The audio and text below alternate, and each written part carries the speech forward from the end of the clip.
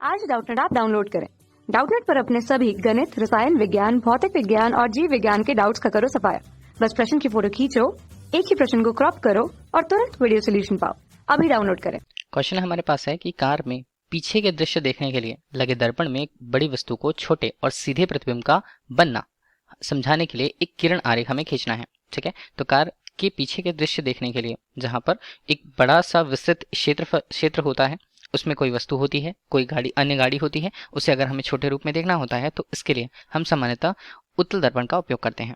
आरेख के रूप में दर्शा रहे हैं, तो एक आरेख हमने किरण आरेख खींचा मुख्य अक्ष का, उसमें एक उत्तल दर्पण की संरचना हम कुछ पदों को समझाएंगे कि उत्तल दर्पण यहाँ पर है और बाहर का जो हिस्सा है, बाहरी हिस्सा जो है वो परावर्तक पृष्ठ की भांति कार्य करेगा और पीछे की तरफ रजतीकरण किया हुआ है। ठीक है, अब देखिए मुख्य अक्ष पर इससे मिलने वाली जो बिंदु होती है उसे प्रकाश बिंदु या मुख्य बिंदु हम कहते हैं, बिंदु ओ से स्पष्ट करते हैं। ठीक है, जहां पर वक्रता त्रिज्या का मान अगर हम देखें तो पहले तो हम फोकस का मान देख लेते हैं। फोकस बिंदु एफ यहाँ पर होगा और सी यहाँ पर होगा। ये सभी किसमें होंगे? ये आभासी रूप में होंगे जहां पर वस्तु की स्थिति रहने वाली है। इस तरह से अगर हम यहाँ पर देख रहे हैं तो ये फोकस बिंदु मिलता है दूसरी तरफ पर और वक्रता त्रिज्या उससे दुगनी दूरी पर सी के रूप में हमें मिलती है। तो एफ डैश और सी डैश हम एक तरफ पर कह देते हैं। ठीक, इस तरह से अगर उत्तल दर्पण के सामने यहाँ पर मान लीजिए ये कार के अंदर का उत्तल दर्पण है। ठीक, अब इस पर वस्तु किसी भी कितनी भी दूरी पर उपस्थित होता है। ठीक है, तो अगर हम मान लीजिए वस्तु कहीं यहाँ पर स्थित है, अब वस्तु के लिए जो उसका आकार होता है वो ए बी के रूप में हमने उसकी ऊंचाई को दर्शा दिया। ठीक है, अब उससे निकलने वाली किरण किस तरह से आएगी? एक तो हम जानते हैं कि ए से निकलने वाली किरण अगर मुख्य अक्ष के समानांतर आपतित होती है तो परावर्तन के पश्चात यह फोकस बिंदु से आती हुई प्रतीत होगी। तो हमने कुछ इस तरह से अगर एक रेखा ले रखी है जो कि फोकस बिंदु से आती हुई प्रतीत होगी, तो ये हमने कुछ इस तरह से बना दिया।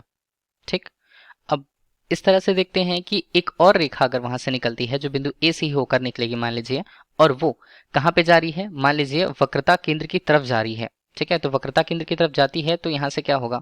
वो वक्रता केंद्र से ही आती हुई प्रतीत होगी परावर्तन के बाद। तो हम उसके डायग्राम को बनाया।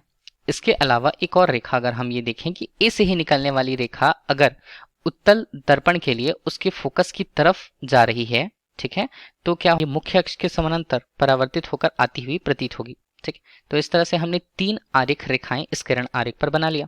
अब देखिए इन्हीं रेखाओं को अगर हम पीछे ले जाते हैं, जैसे कि हमने देखा, तो यहाँ पर देखिए ये रेखाएं अगर पीछे जा रही हैं, हमने रेखाओं को कुछ इस तरह से देखा, तो का प्रतिबिंब हमें सीधा, छोटा और कुछ इस तरह से फोकस बिंदु के पहले दिखाई देता है। तो ये हमारे पास ए डैश बी डैश हो गया, क्योंकि पर्दे के उस तरफ है इसलिए हमारे लिए क्या हो जाएगा? इसलिए हमारे लिए ये आभासी प्रतिबिंब होगा।